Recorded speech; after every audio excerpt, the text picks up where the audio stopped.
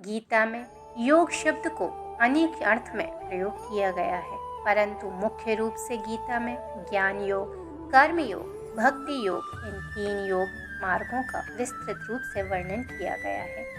गीता का 10वां अध्याय कर्म की प्रधानता को इस भांति बताता है कि हर जातक को इसका अध्ययन करना चाहिए। कुंडली में लग्नेश 8 से 12 भाव तक सभी ग्रह होने पर 11वें अध्याय का पाठ करना चाहिए।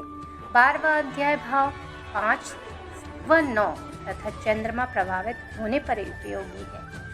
7 दिवसीय श्रीमद् भागवत कथा ज्ञान यज्ञ कलश यात्रा के साथ शुरू होती है। भागवत गीता के प्रत्येक अध्याय का अलग नाम है और इसमें कुल 18 अध्याय हैं। गीता का पहला अध्याय अर्जुन विषाद योग है। इसमें 46 श्लोकों द्वारा अर्जुन की मन स्थिति का वर्णन किया गया है कि किस तरह अर्जुन अपने सगे संबंधियों से युद्ध करने से डरते हैं और किस तरह भगवान कृष्ण उन्हें समझाते हैं। गीता के दूसरे अध्याय सांख्य योग में कुल 72 श्लोक हैं, जिसमें श्री कृष्ण अर्जुन को कर्म योग, ज्ञान योग, सांख्य योग, बुद्धि योग और आत्म योग का ज्ञान देते हैं। यह अध्याय वास्तव में पूरी गीता का सारांश है। इसे बेहद महत्वपूर्ण भाग माना जाता है। गीता का तीसरा अध्याय कर्म योग है। इसमें 43 श्लोक हैं, जिसमें श्री कृष्ण अर्जुन को समझाते हैं कि परिणाम की चिंता किए बिना हमें हमारा कर्म करते रहना चाहिए। ज्ञान कर्म संन्यास योग गीता का चौथा अध्याय है और इसमें 42 श्लोक हैं। अर्जुन को इसमें श्री कृष्ण बताते हैं कि धर्म पारायण के संरक्षण और अधर्मी के विनाश के लिए गुरु का अत्यधिक महत्व है। कर्म संन्यास योग गीता का 5वां अध्याय है, जिसमें 29 श्लोक है। इसमें अर्जुन श्री कृष्ण से पूछते हैं कि कर्म योग और ज्ञान योग दोनों में उनके लिए कौन सा उत्तम है। तब श्री कृष्ण कहते हैं कि दोनों का लक्ष्य एक है, परंतु कर्म योग बेहतर है। आत्म संयम योग गीता का 6वां अध्याय है, जिसमें 47 श्लोक हैं। इसमें श्री कृष्ण अर्जुन को अष्टांग योग के बारे में बताते हैं। वह बताते हैं कि किस प्रकार मन की दुविधा को दूर किया जा सकता है। ज्ञान विज्ञान योग गीता का 7वां अध्याय है, जिसमें 30 श्लोक हैं। इसमें श्री कृष्ण निरपेक्ष वास्तविकता और उसके भ्रामक ऊर्जा माया के बारे में अर्जुन को बताते हैं। गीता का 8वां अध्याय अक्षर ब्रह्मा योग है, जिसमें 28 श्लोक हैं। गीता के इस पाठ में स्वर्ग और नरक का सिद्धांत शामिल है। इसमें मृत्यु से पहले व्यक्ति की सोच, आध्यात्मिक संसार तथा नरक और स्वर्ग जाने की राह के बारे में बताया गया है।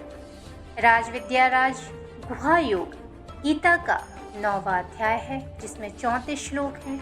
इसमें वह बताया गया है कि श्री कृष्ण की आंतरिक ऊर्जा सृष्टि को व्याप्त बनाती है, उसका सृजन करती है और पूरे ब्रह्मांड को नष्ट कर देती है। विभूति योग गीता का 10वां अध्याय है, जिसमें 42 श्लोक है। इसमें श्री कृष्ण अर्जुन को यह बताते हैं कि किस प्रकार सभी तत्वों और आध्यात्मिक अस्तित्व के अंत का कारण बनते हैं। विश्व स्वरूप प्रदर्शन योग गीता का 11वां अध्याय है, जिसमें 55 श्लोक हैं। इस अध्याय में अर्जुन के निवेदन पर श्री कृष्ण अपना विश्व रूप धारण करते हैं।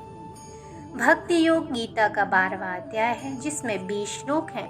इस अध्याय में कृष्ण भगवान भक्ति के मार्ग की महिमा अर्जुन को बताते हैं। इसके साथ ही वह भक्ति योग का वर्णन अर्जुन को सुनाते हैं। क्षेत्र क्षत्रज्ञ विभाग योग गीता का 13वां अध्याय है, जिसमें 35 श्लोक हैं। इसमें श्री कृष्ण अर्जुन को क्षेत्र और क्षेत्रज्ञ का ज्ञान देते हैं और बताते हैं कि सत्व रज और तम गुणों द्वारा अच्छी योनि में जन्म लेने का उपाय है।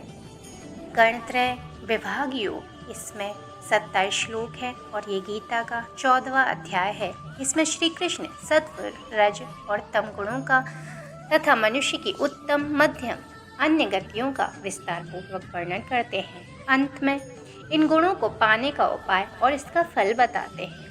गीता का 15वां अध्याय पुरुषोत्तम योग है। इसमें 20 श्लोक हैं। इसमें श्री कृष्ण कहते हैं कि दैवी प्रकृति वाले ज्ञानी पुरुष सर्व प्रकार से मेरा भजन करते हैं तथा आसुरी प्रकृति वाले अज्ञानी पुरुष मेरा उपहास करते हैं। देवासुर संप द्विभाग योग गीता का 16वां अध्याय है और इसमें 24 श्लोक हैं। इसमें श्री कृष्ण स्वाभाविक रीति से ही दैवी प्रकृति वाले ज्ञानी पुरुष और आसुरी प्रकृति वाले अज्ञानी पुरुष के लक्षण के बारे में बताते हैं। श्रद्धा त्रय विभाग जो गीता का 17वां अध्याय है, इसमें 28 श्लोक हैं और इसमें श्री कृष्ण अर्जुन को यह बताते हैं कि शास्त्र विधि का ज्ञान न होने से तथा अन्य कारणों से शास्त्र विधि छोड़ने पर भी यज्ञ पूजा आदि शुभ कर्म तो श्रद्धा पूर्वक करते हैं, उनकी स्थिति क्या होती है। गीता का आखिरी अथवा 18वां अध्याय है मोक्ष संन्यास योग गीता, जिसमें 78 श्लोक हैं और यह अध्याय पिछले सभी अध्यायों का सारांश है। इसमें अर्जुन श्री कृष्ण से न्यास यानी ज्ञान योग का और त्याग अर्थात फलासक्ति रहित कर्म योग का तत्व जानने की इच्छा प्रकट करते हैं। अर्थात गीता एक ऐसा ग्रंथ है जो कि मानव जाति के लिए हमेशा प्रासंगिक था और हमेशा रहेगा। आधुनिक काल में भागवत गीता का प्रचार दुनिया भर में हो रहा है और हर देश काल समाज का व्यक्ति गीता ज्ञान के प्रकाश से जीवन को सुंदर सफल बनाकर परम शांति को प्राप्त कर रहा है। जय जय श्री राधे।